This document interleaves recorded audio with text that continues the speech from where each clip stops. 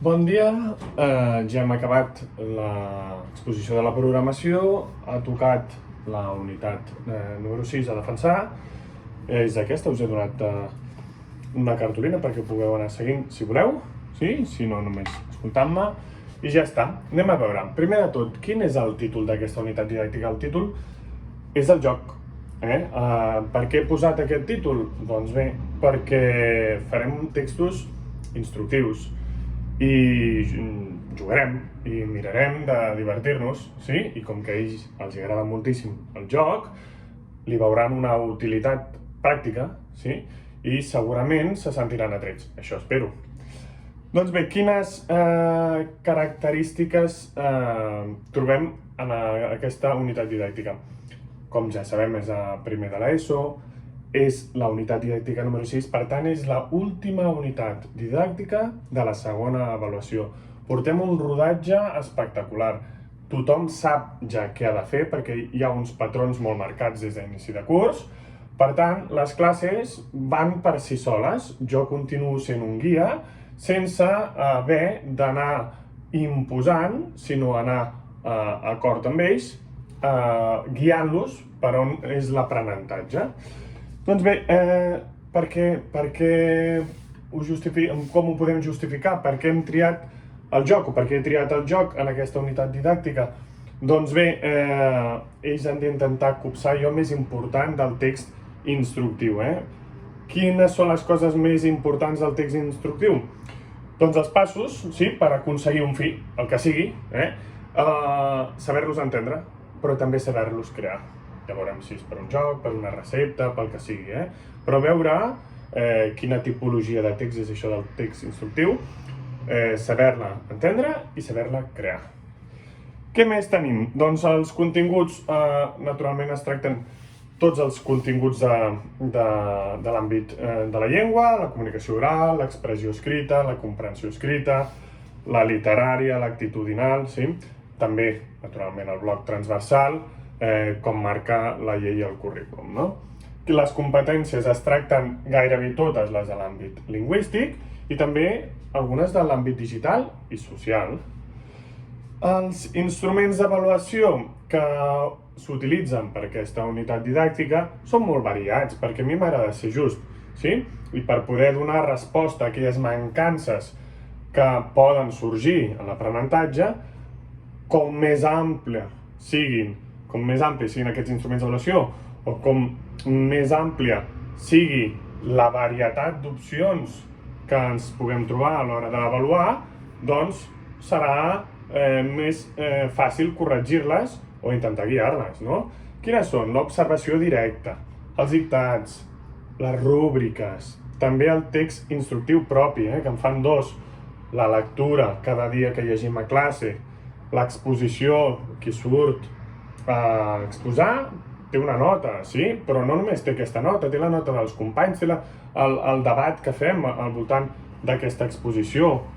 Hi ha una comprensió lectora, l'actitud és molt important a classe, també s'avalua, naturalment. Hi ha una avaluació inicial i una avaluació final. Es veu un progrés en tota la unitat didàctica. Hi ha una autoavaluació que fan ells per veure com ha anat aquesta segona avaluació. També hi ha un dossier de lectura i un dossier de classe. Com veieu, surten moltíssimes notes, però el que importa no és la nota, és veure si està progressant, si està aprenent, què ha de fer ell o ella per poder-ho canviar i què haig de fer jo com a professor per poder ajudar-lo més. Doncs bé, quins objectius i quins criteris s'usen en aquesta avaluació? Molt clar, s'ha de millorar la lectura, es busca millorar la lectura i la comprensió lectora, ja hem dit que és la base per comprendre el món, per tant, és l'objectiu número 1, Després, reconèixer, analitzar i crear textos instructius. Estem fent el joc, per tant, els textos instructius seran la base de tot.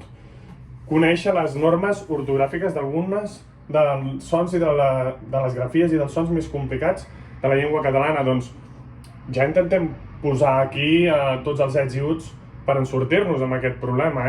Les exposicions van amb aquests sons, amb aquestes grafies. Què més tenim?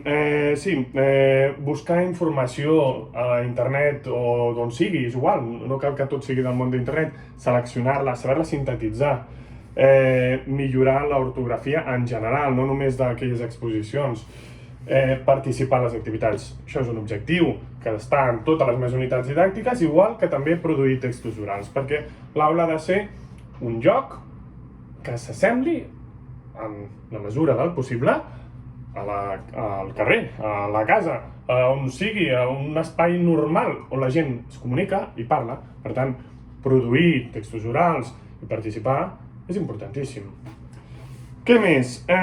Atenció a la diversitat. Naturalment, jo he fet una programació que és inclusiva i, per tant, aquesta unitat didàctica té atenció a la diversitat. En quin sentit? S'adapta la lectura a nivell individualitzat. Si hi ha un alumne que quequeja, que li costa molt, que no se'n surt massa o que s'ofega llegint perquè és una cosa que és molt complicada, perquè llegim en veu alta i senten els companys i tenim vergonya i ens costa, doncs llegirà menys i cada cop anirà llegint més, agafant confiança. Cadascú, sense arribar al límit de les seves possibilitats, intentar apropar-se per poder aprendre. No ofegar mai a ningú, sí? Adaptar el text instructiu, naturalment, fent grups heterogenis i paritaris. Els dictats són adaptats. Jo, quan faig el dictat, vaig passejant per la classe i el que intento sempre és, si jo ja conec una mica la classe, que en aquest cas està sobradíssim perquè ja estem al final de la unitat 6, del segon trimestre, que és la unitat 6, doncs m'acosto a algun company i li dic fins aquí el teu dictat, ja està, i ningú se n'assabenta ni ningú sap res, i ell arriba fins on ha arribat. I si algú pregunta, doncs se li explica que cadascú ha de fer el dictat que més li serveixi per aprendre, perquè fer un dictat de 8 línies quan a la quarta línia ja estàs desconnectat és absurd. Almenys veure què ha passat amb aquestes 4 línies, per què s'ha desconnectat a la quarta línia. Parlar amb el departament d'orientació, si cal vetlladora, els plans individualitzats, això és natural, això s'ha fet sí o sí sempre. Activitats de reforç, doncs aquí proposo, n'hi ha moltes, però proposo llegir una recepta d'internet, sí? I cuinar-la a casa, sí? Seguint aquestes instruccions, doncs amb aquesta recepta que s'ha buscat per internet, es cuina i es va dient, filmant o no filmant, o simplement explicant, depèn dels recursos que tingui cadascú, D'ampliació, quina activitat d'ampliació proposo? Doncs crear el taulell material d'aquestes instruccions de joc que crearem aquesta unitat didàctica, no? Crear una oca, doncs crear-la de veritat, no? I fer unes instruccions en català i en castellà. Així intentem també veure recursos TIL, I naturalment tothom que vulgui, hi ha una activitat que sempre proposo i que va molt bé, que són fer comentaris positius en el blog, no? Com tenim un blog, ja hi ha molts textos penjats de tot el curs, que portem 6 unitats didàctiques, doncs es pot entrar a comentar de forma positiva i crítica tot allò que han dit els companys. Què més? La transversalitat. Home, fem un joc material de l'oca, no? Doncs la plàstica entra dins, no? Jo diria que sí. Els valors, per què? Perquè llegim La por que no s'acaba mai. És un llibre que porta molts valors, sobretot per estar enfocat a aquesta edat tan complicada de primer de l'ESO, de primer i segon de l'ESO, i aporta valors perquè ells vegin què es podria fer. No els diu què han de fer, però que vegin què passa, com se senten les persones, empatia.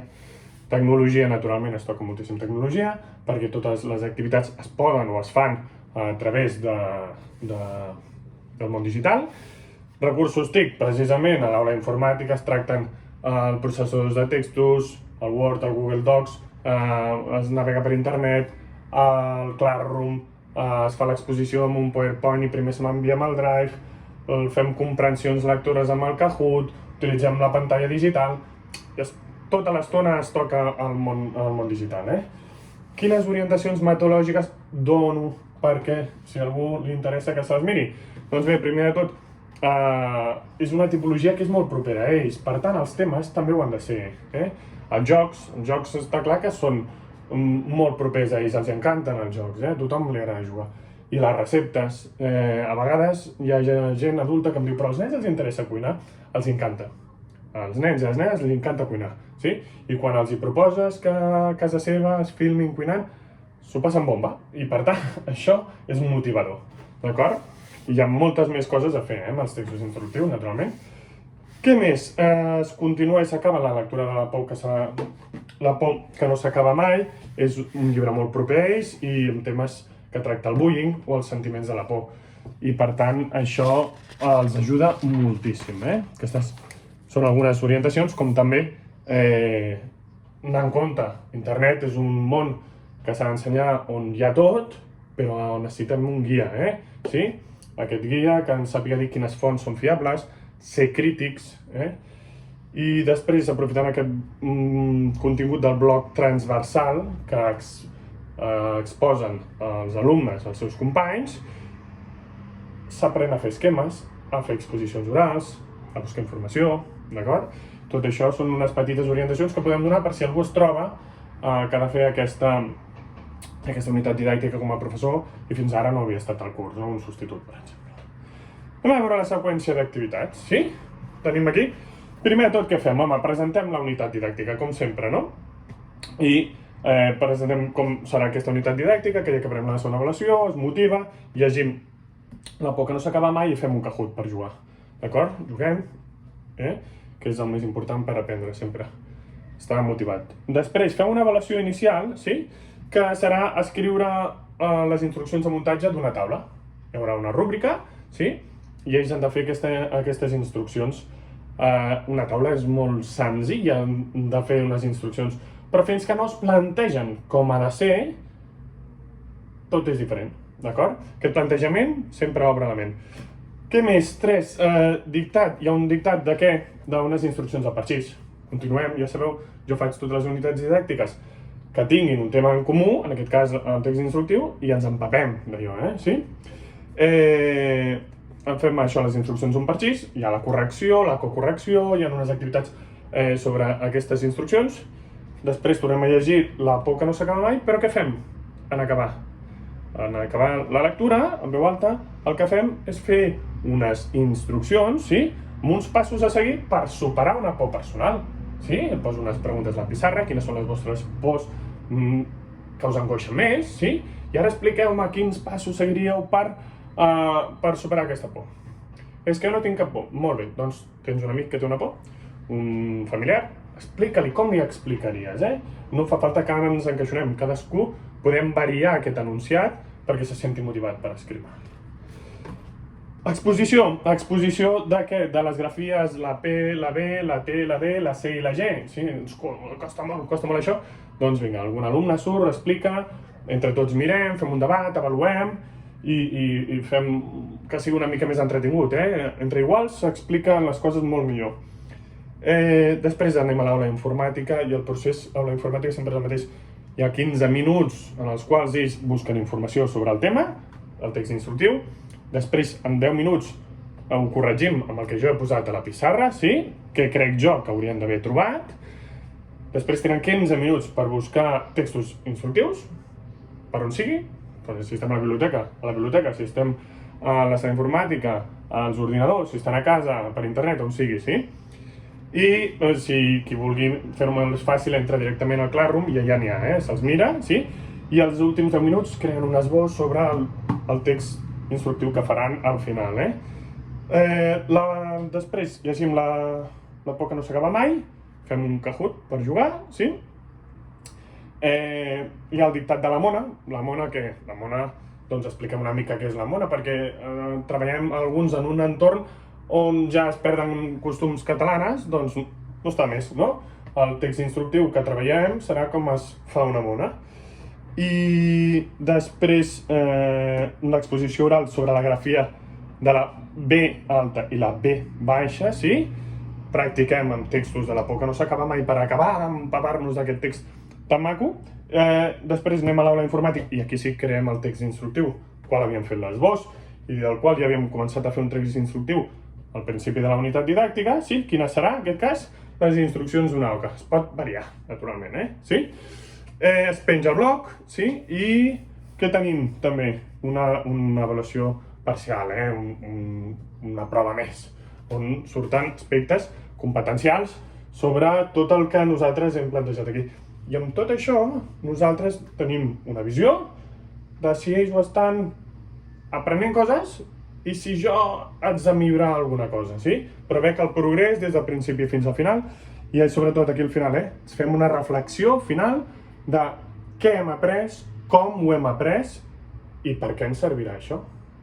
I fins aquí la unitat didàctica que vull acabar, com acabo totes i cada una de les classes des de que vaig començar a ser docent. Moltes gràcies per venir.